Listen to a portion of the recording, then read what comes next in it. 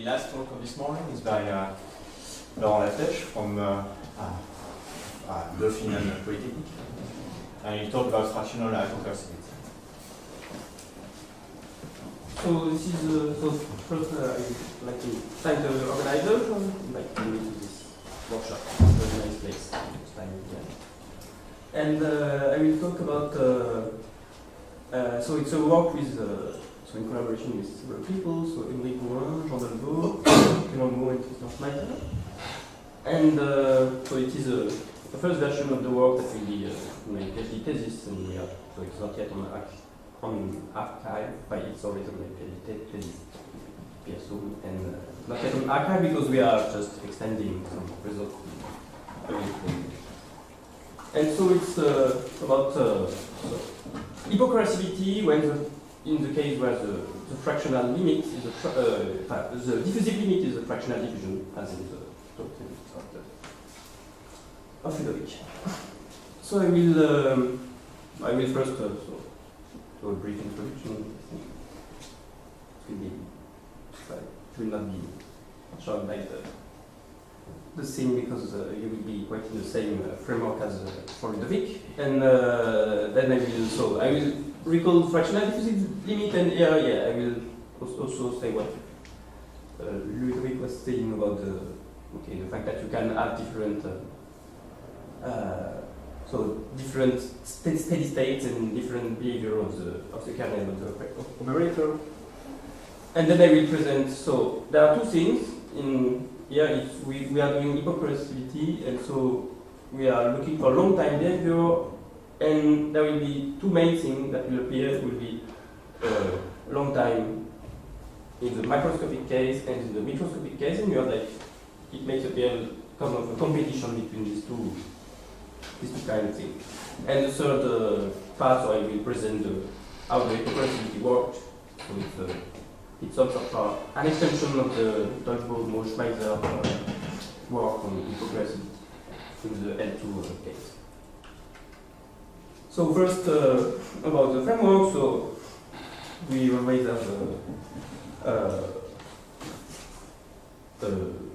a kinetic equation with a linear operator, so with the L of f, and it will be several operators. So, but the main thing is that it seems to doesn't depend a lot on the operator. It's more depending on these two physical parameters. So one is something that I call the friction force. Okay, that is like a confining field in the v direction. Okay, for speed, and the other is the E-tail local equilibrium, like in Ludovic. So here it will be something in d plus gamma, the decay of the equilibrium, and but we will see that it can have more than two moments and still have a fractional diffusion limit, depending on the operator and depending on the friction force. So the two main parameters to remember will be the gamma, that is the decay of the equilibrium, and the beta, that is the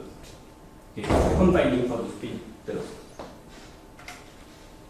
So the different operator for which this method applies. So the first one is the classical Fokker-Planck operator. So with equilibrium, so the equilibrium is with f. Okay, so that you can write in the two ways. So here in this way you see the equilibrium appear. In this way you see the confining potential appear. And in this case, so the beta is equal to -2. Okay, if you have more beta, then you will have some large. You will have small tail equilibria, so it will not have. But you can also prove the same thing with the small tail equilibria, but the diffusive limit will be the classical diffusive limit. The second one is the scattering collision operator. So the one Ludovic was talking just before, but here we can allow to have some decay, some different scattering rates. Okay, but that is the v at the power beta. Okay, that plays the role of the confining potential. In both cases, is how you lose the velocity with high speed. Okay, so the more the beta if you have a really big beta, it means that you will kill a lot of high speed velocity. And the fractional Fokker-Planck operator. So here here you have a new exponent that is the A here. But in fact, so you can take this in this form, okay, with the E that is still the V beta V. And yeah, one of the good questions here, one of the things not yet proved, but so if you have this kind of equation with the E, it's still yeah, an open problem to know exactly what, to have good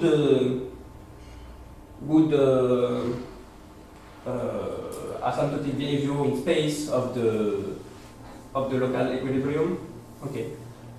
But you can do it in the reverse direction. Okay, so if you suppose that your equilibrium is like that, okay, so like before, then you can prove that the E.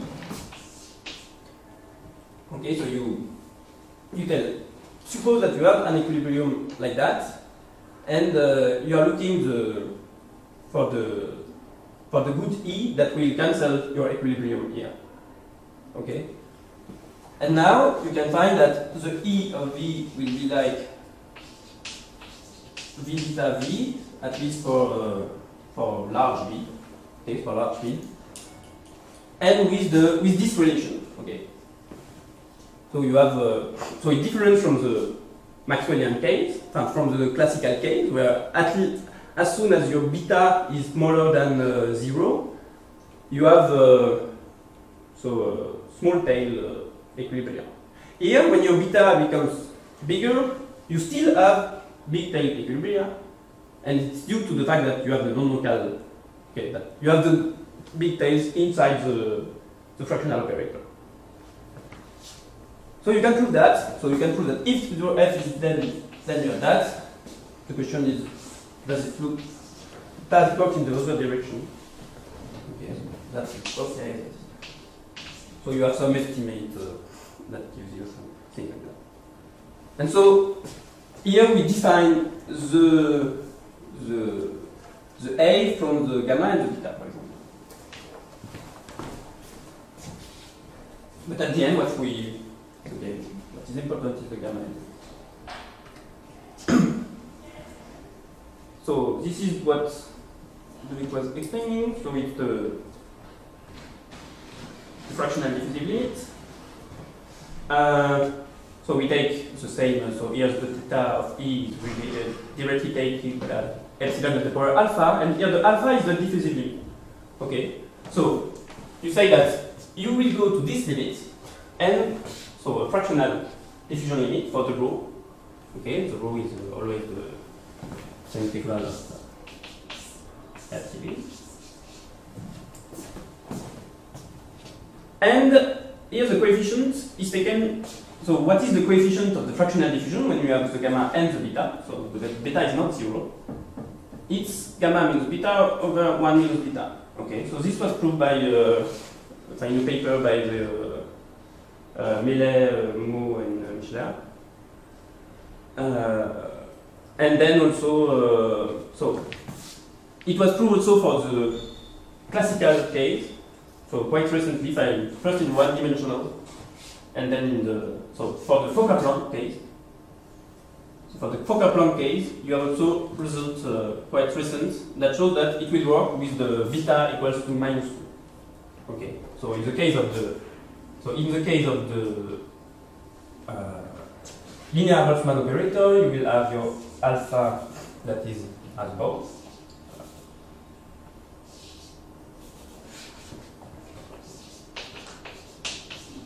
Alpha.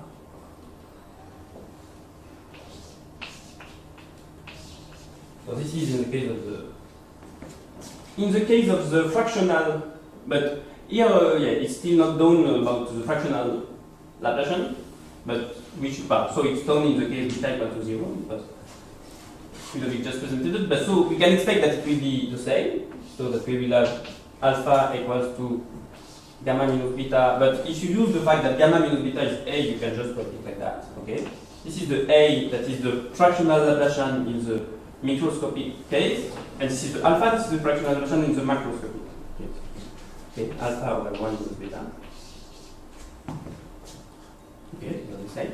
And in the case of the classical, it's not the classical limit, it's the classical focal Planck in the microscopic case, in the end you get, so you replace just the beta by 2 and you get this exponent.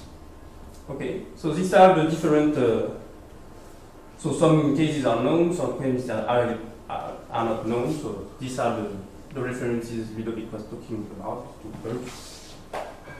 and then these are the references for the normal focal Planck. So this is the normal focal Planck operator, this is the scattering operator, and this is the fractional Laplacian operator. And you can have all that on a figure. So here I represented how it works for the three operators. So you have the beta here, the gamma above. Okay, the gamma is positive because you want your equilibrium to be integrable. And the gamma, so the beta here is the 0. So in the case where your, so it's the Maxwellian case, in the case of, no, it's fine. In the case where you can compute things nicer because your so your E is just B. So you have an explicit thing, and then you expect from that. And so above a line, okay, that is gamma plus beta equal to 2, you have classical diffusion limit. Under this line, you have so fractional diffusion limit. And then here I tried to show the three operators on the same graph. So the classical focal Planck operator is here. Okay, so you see that you can have fractional diffusion limit up to an equilibrium that have 4 moments. Okay, for the two other operators, so first the linear Boltzmann operator, you can have okay, you can work with whatever gamma and beta you want, as long as you are not here, because here your alpha will be negative or something like that. And for the fractional Laplacian, if you use the fact that okay, so it was the A was the gamma was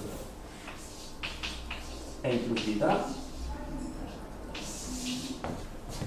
So it only is in this region here, okay? Here it's the A equal to 0, and it goes up to A equal to 2, and here you have like a jump because you go from a non-local operator to a local operator. So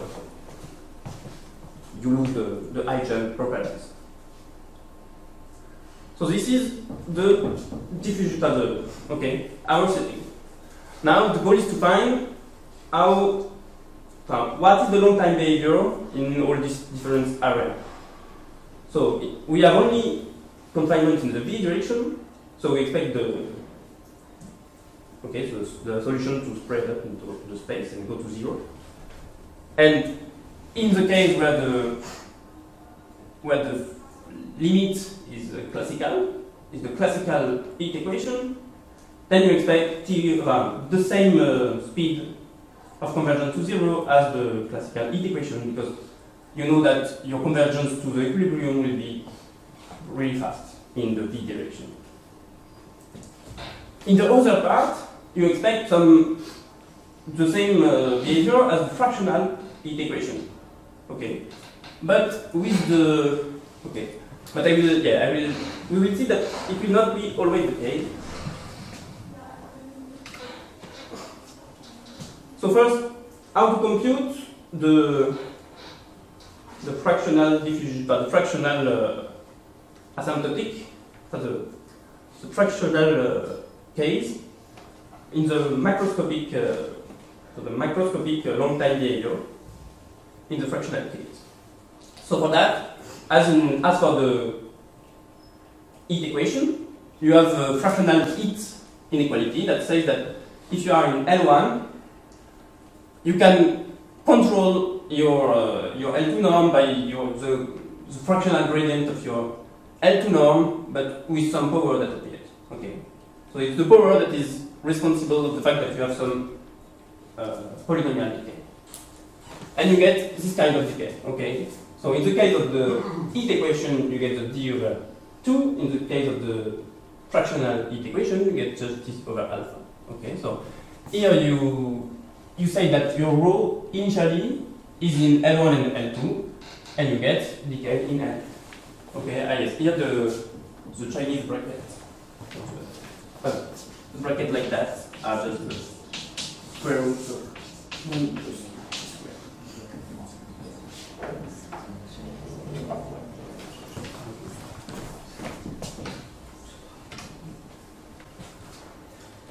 Then, this is the first part. This is the macroscopic behavior. Now you look at the microscopic behavior.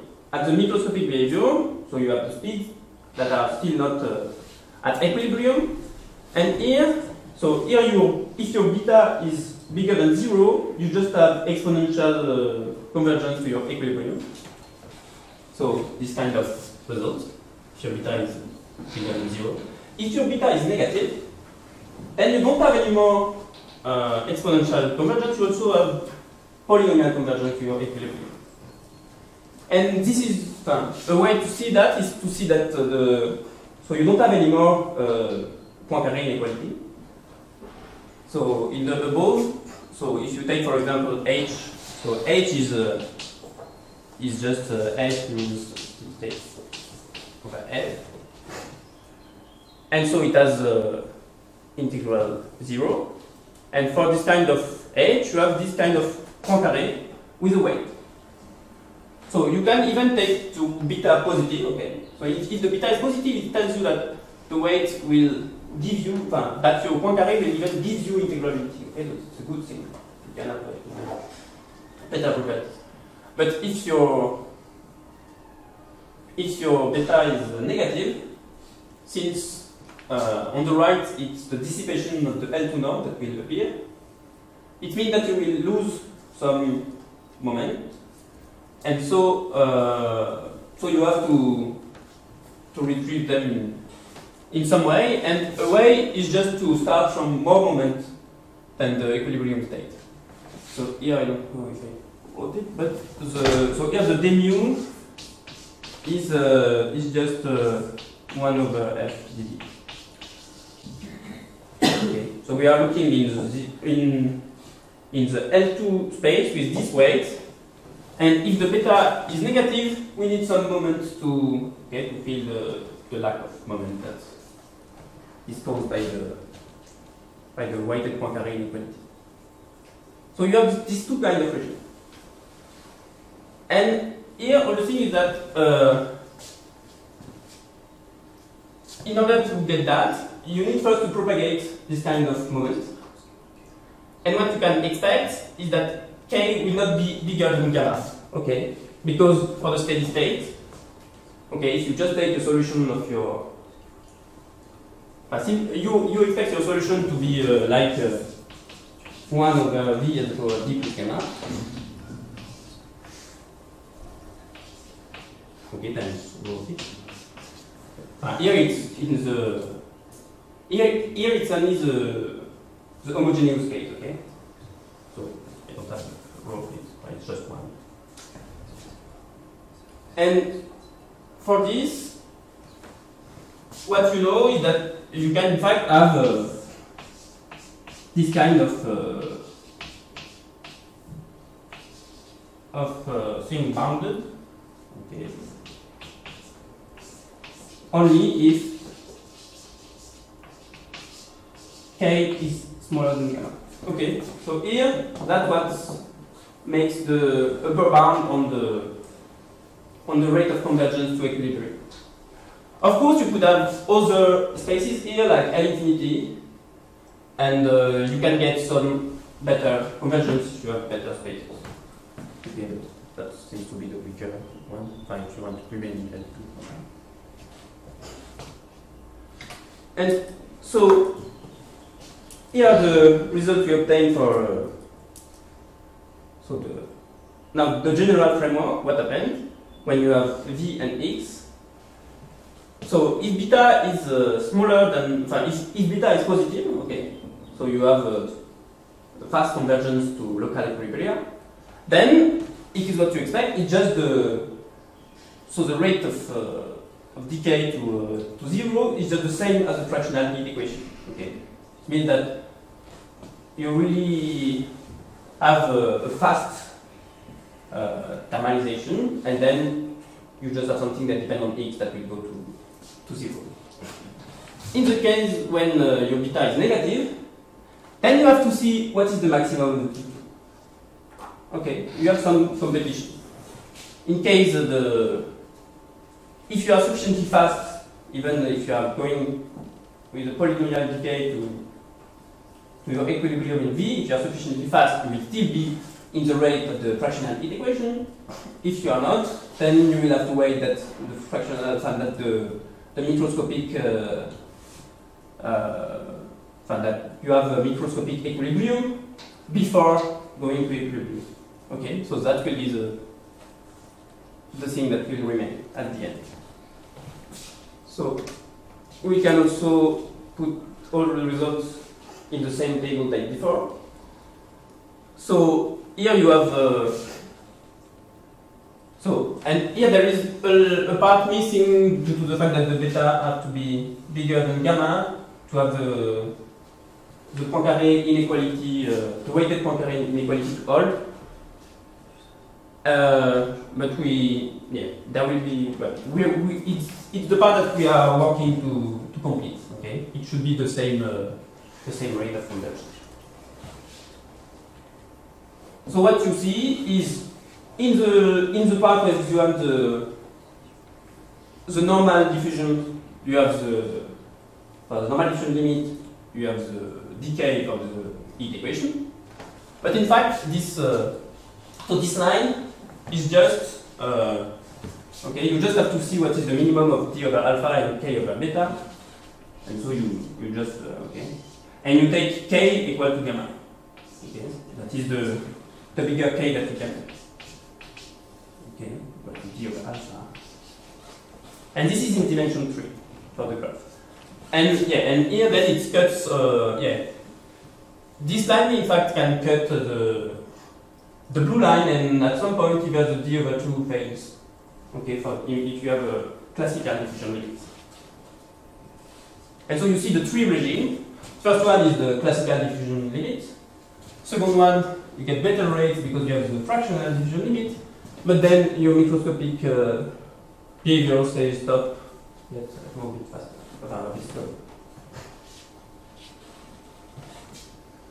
So how do you prove all that? So the strategy to prove that is the one we took is the one started by Jean Dalbo, Clément Meaux, and Christian Schneider. So it's to have L2 entropy and to do mode by mode estimates. What it means is that you first do the Fourier transform in the x direction, so that your transport operator, okay, will just be the multiplication by the function v dot xi. And with this Fourier, with the xi fixed, you prove, so you build an entropy, so that will be still depend on the xi, and that is under this form. So it's like a perturbation of the L2 norm, but where you want to have you have to want the part that will gives you the macroscopic behavior. And so you have first the L2 norm with respect to the equilibrium. Then you have some delta smaller than 1, okay, and you want to take it small in order to because you will have some terms coming in when you do the derivation of that. You will have some terms that will be positive and that you want to control by the L2 norm. And with the delta that you can make it small, make them small. And then once this is done and you prove that the HC is an entropy for fixed C, then you integrate it in C and you can make you can make also the proof that it is an entropy in X and C, and get the convergence rate that will depend on how the H depends on the C. Okay, so you have like two steps. So in the classical case, the A was chosen like that. Okay. So what is that? So here the TP squared is just the square of the operator is just defined like for a matrix. And the T is the transport operator, so is the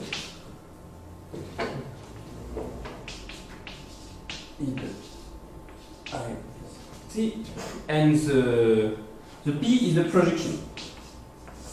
So is P of F is 2 of X. No.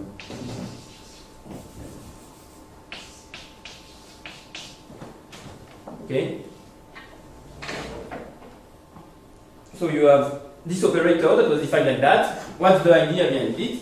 It's just to say that when you will do the derivative of your f, you will have a t that will appear, and if you do the projection, then you will have the multiplication of the tp by times the tp, and this will give you some positive thing. Okay, and this is just to have that all the terms that you will have from this operator will remain bounded with respect to the first one.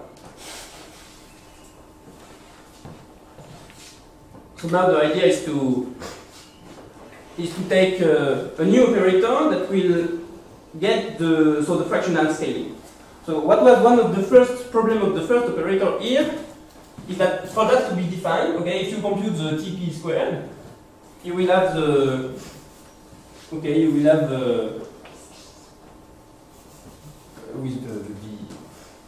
you will have at some point to get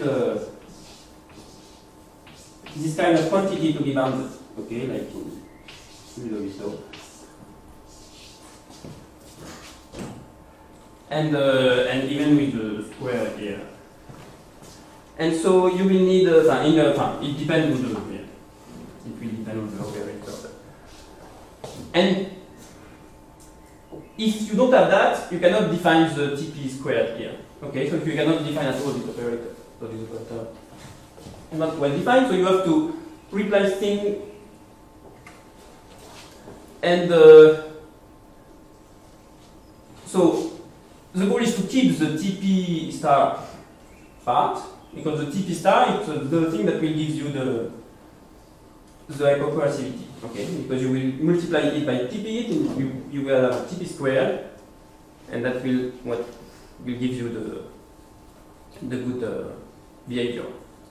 But then, so you have to add weights on both sides,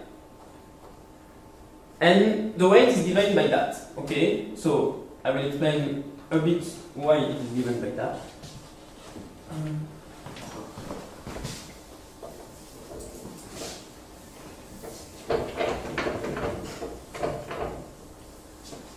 Well, it's not a given choice.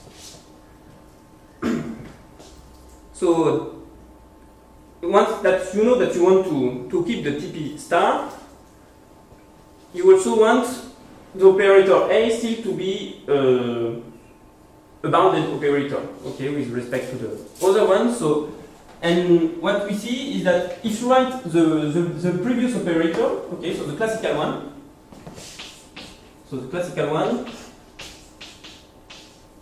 so in the Fourier variable.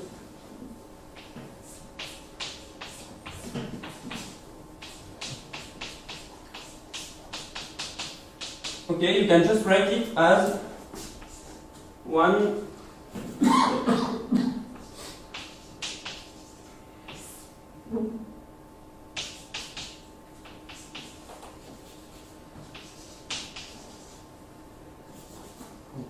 some theta, and then the c squared. Okay, so this is the times the. And in fact, so this is the time the p operator.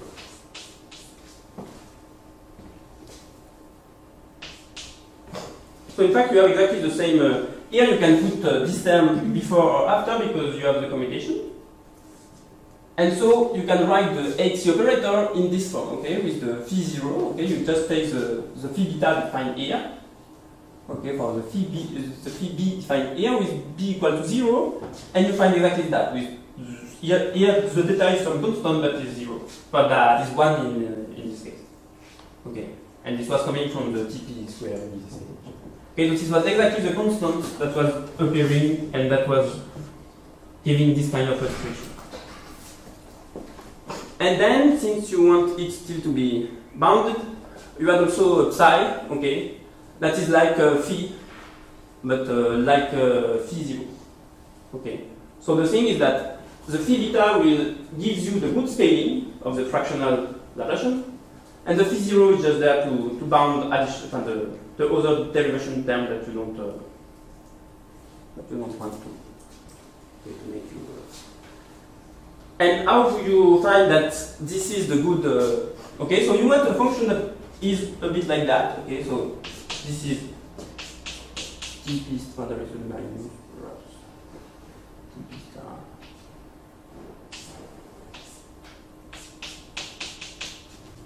Time so 1 2. So you want a function phi beta like that. But that has the scaling of the fractional Laplacian. And the scaling of the fractional Laplacian, when does it appear? When you look at the proof of the fractional diffusion limit by Melemo and Michler, you see that you have this kind of symbol. Okay, and if you just compute and you just use the complex conjugate, you can write it in this form. Okay. But this one is a lower order term, okay? You have epsilon if you put the epsilon in the scaling that we had. And so this, the A here, so the symbols that have the good, in fact no, it's not exactly this symbol that directly the good scaling, but this symbol is like that.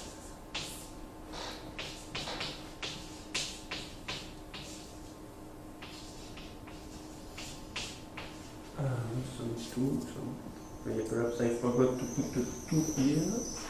No, here it's 2, 1 minus beta. Yeah, it's not just 1 minus beta.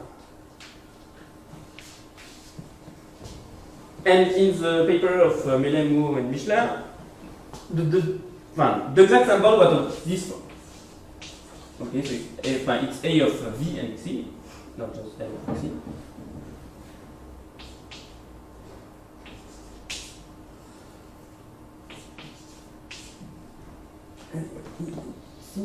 And you have the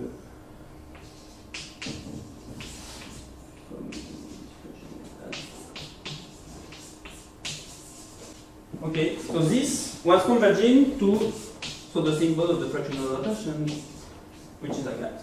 Time constant. When the no, it's the equivalent when C is going to 0. Okay, you have this kind of estimate. And now what you want is, so you will get the same kind of thing in your diffusive limit, so also in the entropy. Okay. So the entropy was defined like that. And so the A, here you have the L2 norm, but you have so the A is also defined as integral, okay? because here you have the projection operator, so you will have also an integral that will appear, and you will have some integral of your phi function, phi beta function, times the transport operator, that is the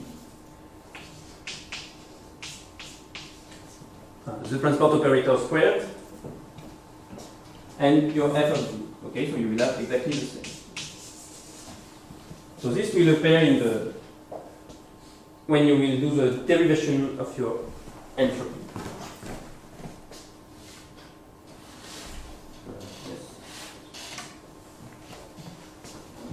So now what are the different steps of the proof, now that you define your entropy? First you want to prove the propagation of so as in the case of the macroscope, no, of the microscopic limit, you first need to propagate some weighted L2 norms. And so to have here you really need to be very accurate on the moment you want to propagate. You want to propagate since you want the best moment to have the best decay, because it will depend on the k. And so for that we use the interpolation, and we do propagation of moments in one dimension, and then propagation of weighted norm in the L infinity in the L infinity. So in L1 and in L infinity, and you get the L2 propagation. So then, this is what happens when you do the derivation of your entropy. So you have a lot of terms, but the first one is the one given by the L2 norm. Okay. So with that you can put the Poincaré or the weighted Poincaré inequality here to get some gain. This is the one that will give you the macroscopic thing. Okay. So this kind of symbol will appear, and you have only P of F, so you have only the macroscopic state. Okay. So this looks like Xi alpha times the rho squared. So this term is this one. It will look like that, and it will be negative. Okay, with the delta. And the other term will all let appear some p and 1 minus pi. Okay, some pi and 1 minus pi, and so you get.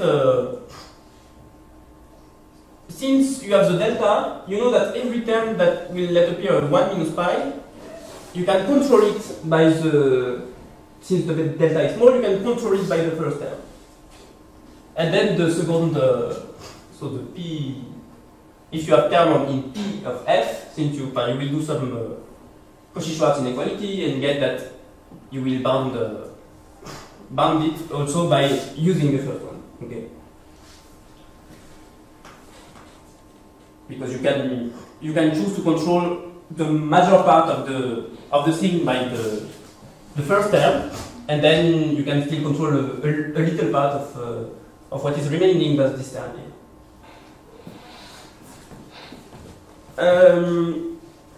Yeah, the thing is, these terms are sometimes quite, it can be a bit complicated. What is, I think there is a big technical part of the work to prove that, at some point you have to prove that these operators are bounded by your operator on the left, and for that you have to estimate some, for example, for the fractional Laplacian, you have to estimate some fractional Laplacian of your phi, so of your phi beta. So some functions that are like polynomials or fractional fractions.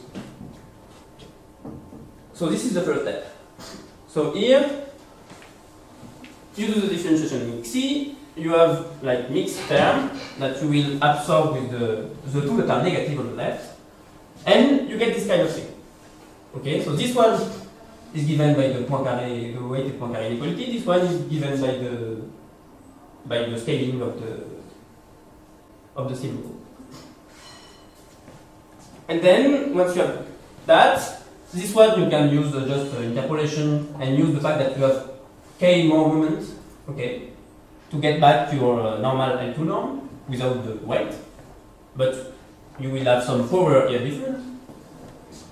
And then you will integrate in psi, find C, and if you integrate in C, you will have also, this is like a weight, and you will do the same strategy as for the fractional Nash inequality, and you will try to, so you will get a fractional inequality, but with this C over alpha here.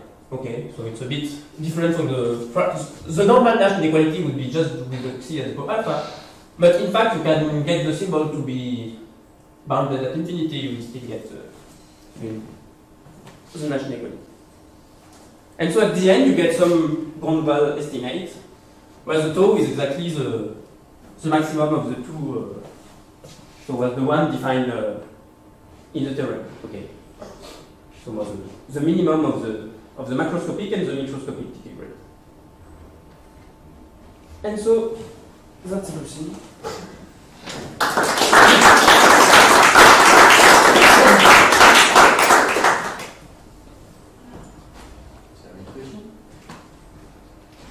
Yeah, so the first step of your strategy is to take a Fourier transform in X. Yeah.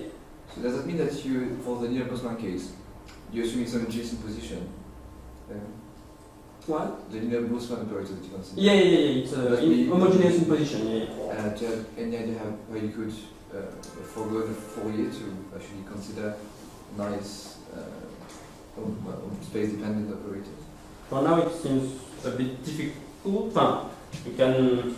It would mean to have like some expression, some spectral theory of operators to just inverse your operators and take some equivalent of this kind of thing in the spectral way. Better than the spectral way, but some local thing and not the whole space, not in full. But we didn't try that far now.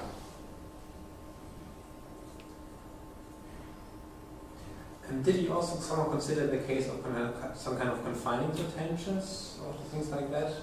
In the X direction? Yes. No, yeah, not. Yeah, it has been done also in the classical case by the Schmeider approach. But the thing is, you could have this kind of thing if also you have some X EV tail equilibrium. Yeah, I think this is not sound. Yeah. And do you have any intuitions why you only get polynomial decay to equilibrium? Or do you have some kind of intuitive picture why you only see polynomial decay if you would somehow have kind of periodic binding conditions or things like that? In case you would have periodic boundary condition, you can have exponential decay. In fact, in the C direction, I mean, you get not. Okay, you could use the Fourier series, and like what they already did in the classical case. You have this kind of distribution of case when you are in the periodic condition in X or not. Then why you get? You mean what? Why your question is about why you get polynomial decay in the X or in the P? I mean, I guess for X, in the X direction is kind of explicit. You can even see in the classical Fokker-Planck equation that if you don't have confining potential, then two norms will decay in polynomial. But I'm kind of wondering whether this kind of fractional structure and heavy tail somehow gives you another source of polynomial decay, or whether that's basically always related to the unboundedness in X. In the V direction, it will the polynomial decay is also true in the homogeneous case, okay?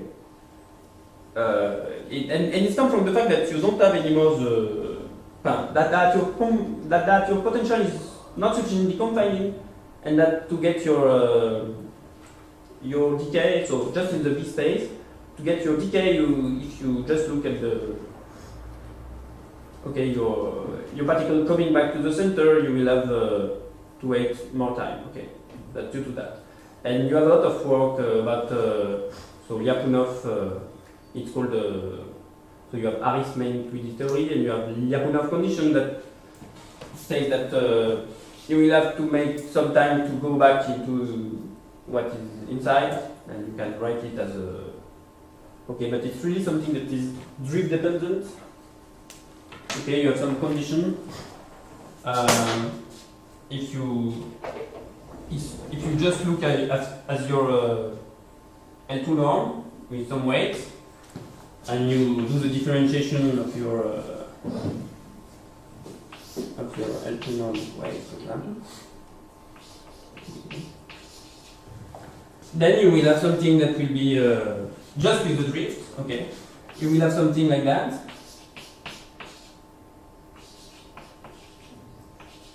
Another weight, and this here will okay. You have a loss of weight, and this is what gives you the fact that you cannot have the exponential decay to calculate. And yeah, and it is also what appears in the Poincaré. The fact that you have a weighted Poincaré with a negative weight. Okay, so you will lose weight, and you have to. So it means that you are not confining enough, so that you make time to make the particle to go back. Then, if you are in better space where you already have the good decay at infinity, it would be okay. You could have exponential decay, I suppose.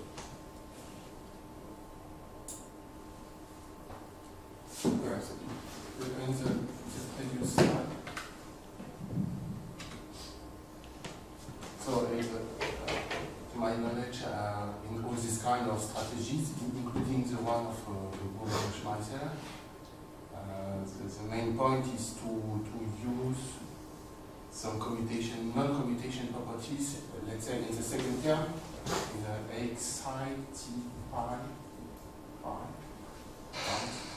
Yeah, this one will be in order to get some negative term on that. Yeah, so yeah, the two first terms are the negative one. Okay, the first one is for 1 minus pi, and the second one is essentially for pi. For this term. Yes, okay.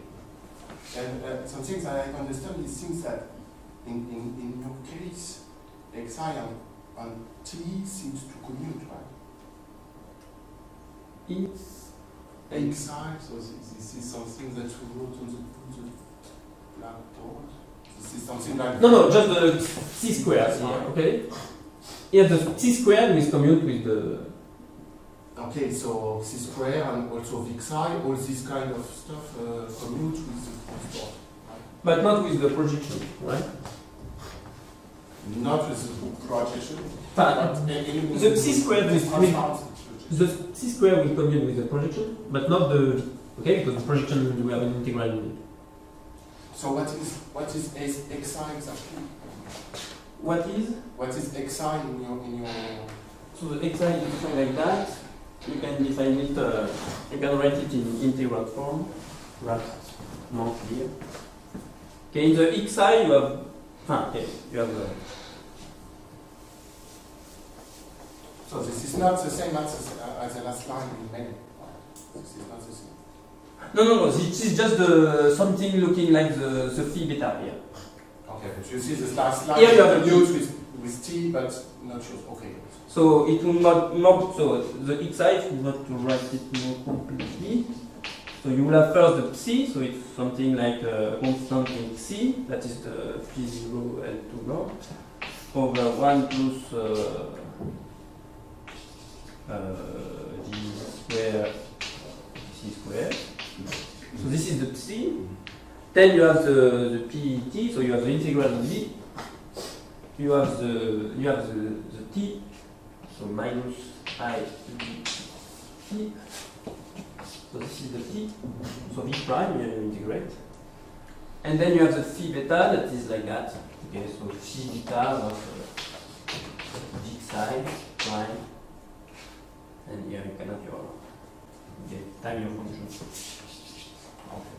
F prime. So you can write it like that. So here you need that to bound the t that will appear from the left when you do the derivation. Because then you do the derivation of the a, c, f, f. So a t will appear on the left, so you want that to bound it. A t will appear on the right. If you have the pi, you will get positive sign with the rho. The other part will be also bounded, because here you have the phi beta. And then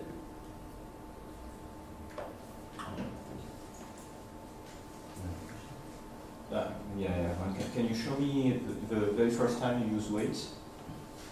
Can you show me on the file? the very first time you use that. I think I missed You some. mean in the macroscopic? I think yes. Yeah, here? No, No. microscopic. Here? Perhaps? Yes. Here you have the weighted Poincare. Okay, so I was just wondering if, I mean, the last estimate, if this is something you already, you have for any k and you already know? This is for k smaller than gamma. Okay. No, it was not. There was a paper by Cavian and Michler that was doing the case with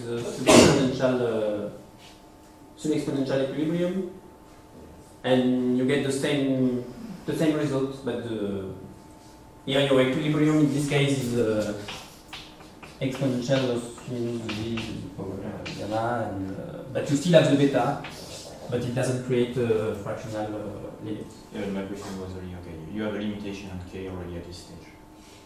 Yeah, because the k has to be smaller than gamma, because it's the maximum you can expect from the steady state. Yeah. Yeah, in the case of if you have this kind of steady state, you can take k as large as you want, so you, at the end you recover some sub-exponential decay.